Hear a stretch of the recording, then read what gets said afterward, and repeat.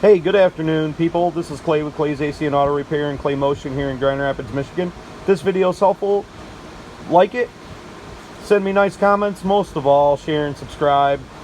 So today we had an broken evap thing on our 2012 GMC Terrain 2.4 Ecotech, and this is the evap cylinder.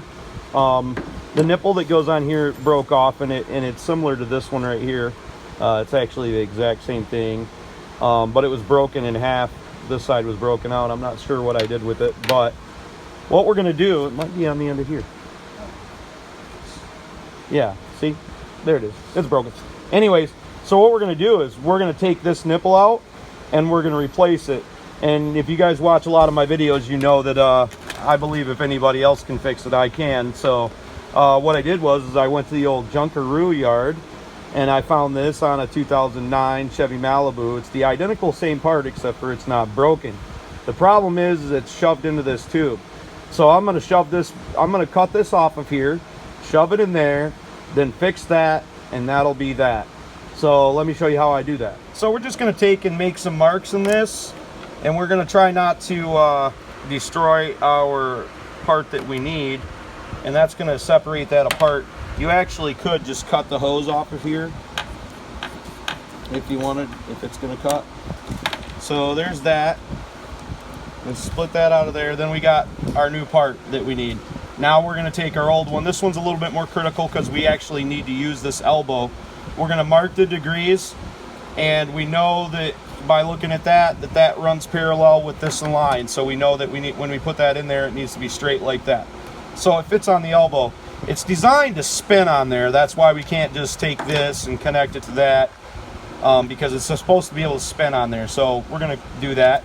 Once again, you just cut that off of there. We're going to end up shortening the tube a little bit, but I think ultimately it'll be okay. The reason I cut that first is because it's easier to cut off when it's connected to the line.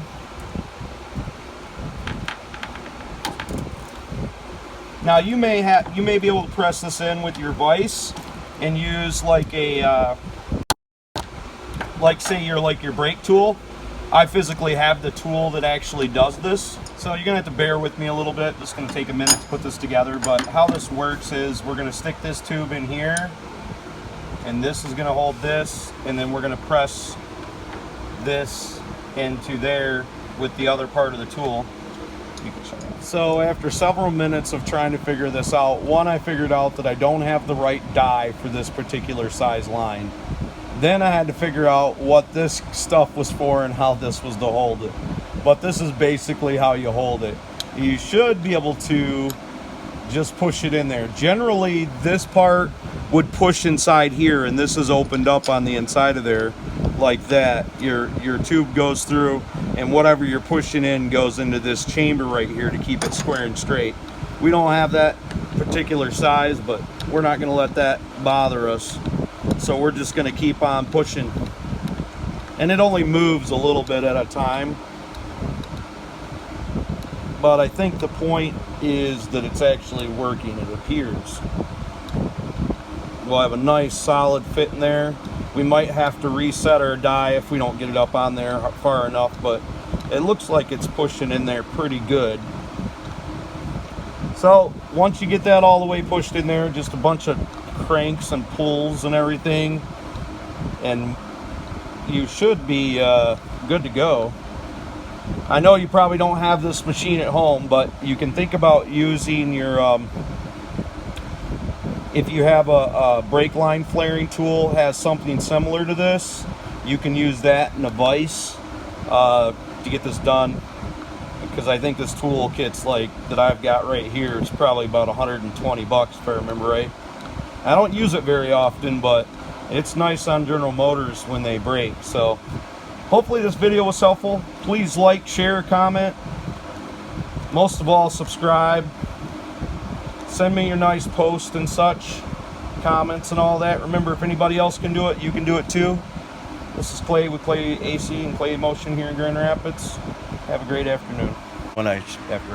Okay, so when I was doing this, if I take my hand and I pull these two parts together, You notice I let out a little bit more line to be able to get it in there a little bit better. It actually shoves up in there much better. I know it didn't seem like it moved that much, but it did. So now we got a nice tight fit inside there. I will say, even with this tool, it's not quite that easy. But, whatever.